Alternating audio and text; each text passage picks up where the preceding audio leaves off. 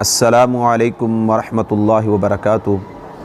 अल्हम्दुलिल्लाहि वकफ़ा वस्सलातु वस्सलामु अला मन ला नबिय्य बअदा। अम्मा बाद फ़अऊज़ु बिल्लाहि मिनश शैतानिर रजीम।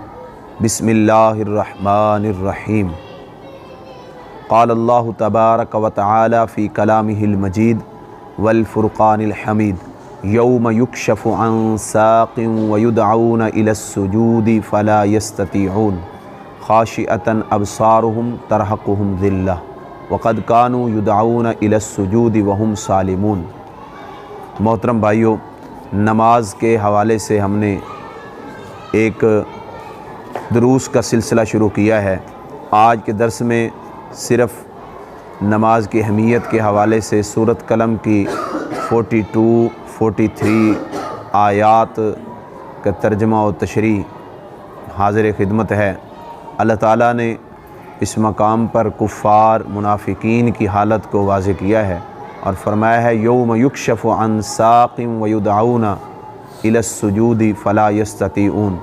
उस दिन को याद करो जिस दिन अल्लाह अज़्ज़ा व जल्ला की पेशा पिंडलियों को खोला जाएगा तो उस वक़्त उनको सजदे के लिए बुलाया जाएगा।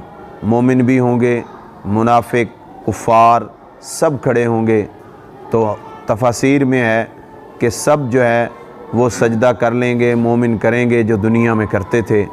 रह गए कुफ़ार मुनाफिकीन, तो उनकी हालत ये होगी कि फ़ला यस्ततीऊन, उनको इसकी ताकत ही नहीं होगी। सजदा, रुकू, नमाज जो नहीं पढ़ते थे, अल्लाह को मानते नहीं थे, उनको इसकी ताकत ही नहीं होगी। वो झुकना चाहेंगे, उनकी पीठें तख्ता बन जाएंगी।